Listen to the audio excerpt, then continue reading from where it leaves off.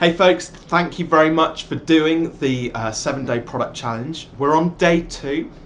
This challenge is all about focusing on our product architecture and also with a little twist of how can we automate some of the processes. So yesterday I was talking about CRM tools and how we can use the CRM to start to automate some of our marketing activities.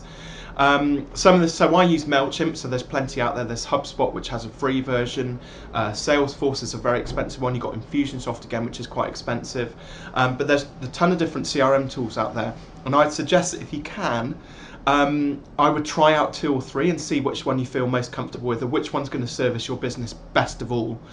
The second part in the process, so for day 2 of the 7-day product challenge, we're going to be focusing on what happens once you've collected that data and you're starting to nurture those leads. What do you do next? So if we've marketed to our clients in such a way that they've then put their hand up and demonstrated that they're interested in our products or services, they might start to be asking about what the next steps are. Now at this point we get lulled into this, hey, do you want to go for coffee? That sounds really interesting. Now, the first part, and this isn't automation technique, because what we want to do, automation really is about making our business run more efficiently. And so we have to create a certain number of ways of, I suppose, saving ourselves time. That's what automation is all about. So what I do at this stage when people ask me about coffee, I say, well, I'm a very busy person. I don't always have time for coffee. So would you like me to deliver a coaching consultation to you, or I'd be more than happy to discuss some of the products or services which you offer. Which one would it be? So what I'm setting out here is an agenda for the next step, which is going to be meeting up with that person. So once we've agreed on what that agenda is going to be, and now at this point they've said, yeah, I'm interested in coaching, I don't just let them book a coffee with me. So quite often people say, oh, we'll just open up our diaries, compare our diaries, and we'll book something in. But I don't allow that to happen.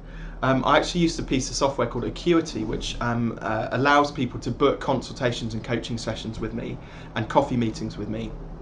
And that works really, really well. But there's a step which I've introduced before that, and there's a couple of reasons for this. I talk a lot about customer journeys and pacing your clients. So taking them on the customer journey means that you have to create a number of steps for them. So I used to just book people into consultations and then realised that actually there was a lot of tyre kickers, and people who said they were going to turn up because the consultations are free then wouldn't show up, and it was between about 15 and 20% of people just wouldn't show up or just would end up rebooking or whatever. So that turned out to be a bit of a waste of my time, and so I wanted to improve that. So what I did is I introduced, rather than doing the assessment during the consultation, I brought the assessment in ahead of the consultation. So the assessment for me is really just doing a 20-point health check of my potential client's business. Now I use an application, and this is a bit of the automation which works really well. I use an application called Typeform. There is a free version of Typeform. It allows you to do 10 questions.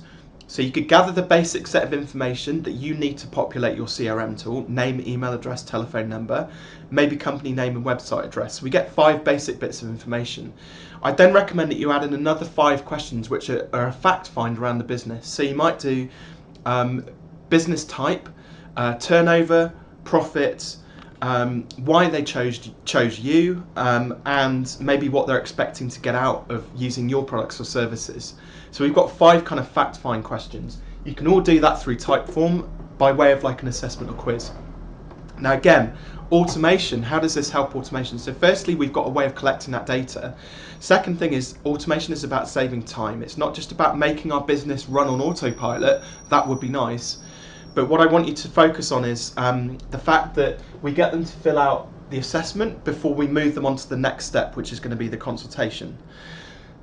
It's really important. So the reason we do that is because if they can't even fill out a really short, brief assessment or questionnaire or quiz, is it likely they're going to be a good candidate to work with you and your business? And I've discounted a number of people on that basis. So if they can't be bothered to fill out the assessment, or maybe they put some weird answers down in the assessment process, I know heading into the consultation that maybe this client is going to be a problem client. So it's a good way of getting rid of the time wasters and the tyre kickers. Cool, so that's day 2. So go and download the worksheet.